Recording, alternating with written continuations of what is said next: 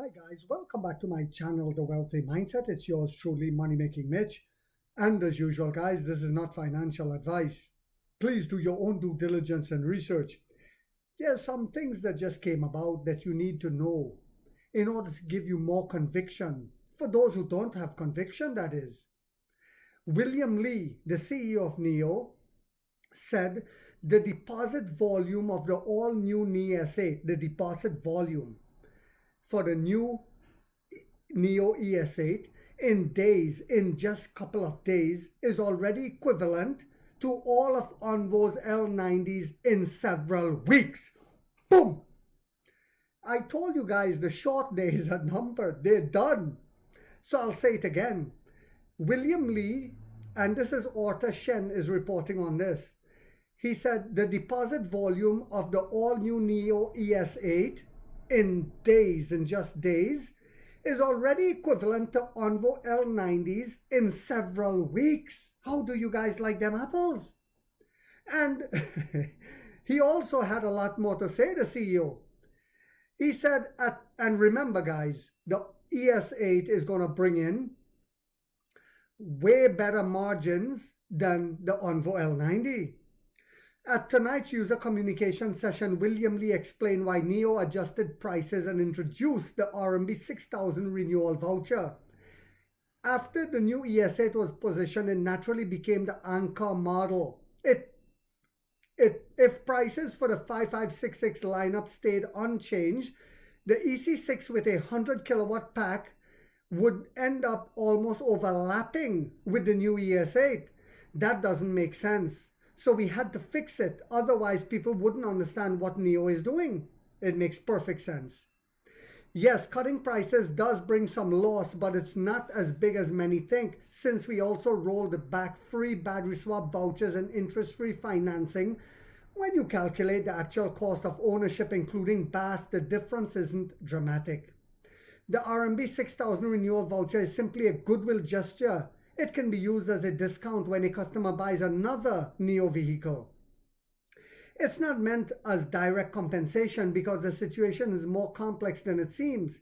We understand people's frustration, but this is as far as we can go.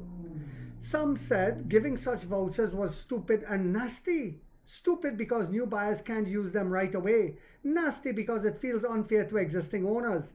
Others joke that RMB 6,000 is like throwing scraps.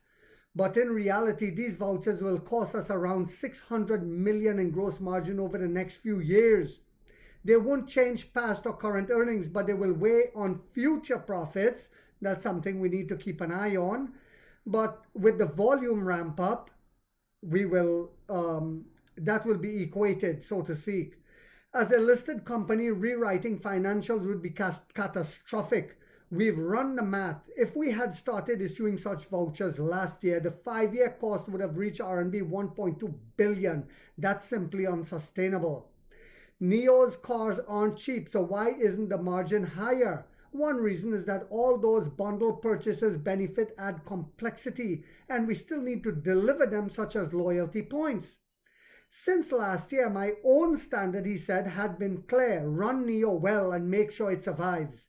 Only then can we safeguard users' rights and interests. The biggest question people have is about sustainability.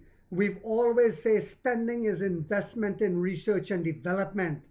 Spending is investment in research and development, in charging and swapping networks.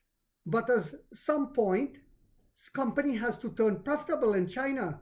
Both media and consumers are less tolerant in terms of losses. Back in 2019, it was our users who helped NEO pull through. Now in today's competitive market, we look for the same understanding and support. So the CEO still reaffirmed yet again last night profitability in the fourth quarter. With the huge ramp up that's coming, with Skyos, with battery swapping, with chip sales, with partnerships using our battery swap station, etc., etc. I hope you guys found this video yet again to be informational, inspirational, and motivational. If so, guys, don't forget to hit that thumbs up. It takes a lot of time to do these videos and the editing. And if you haven't yet subscribed, you might want to think about doing so. Because on this channel, we are waking up the middle class for the first time to get a major piece of the pie from the ground level up as to how the games are played on Wall Street. And like 50 said, we get rich or we die trying, guys.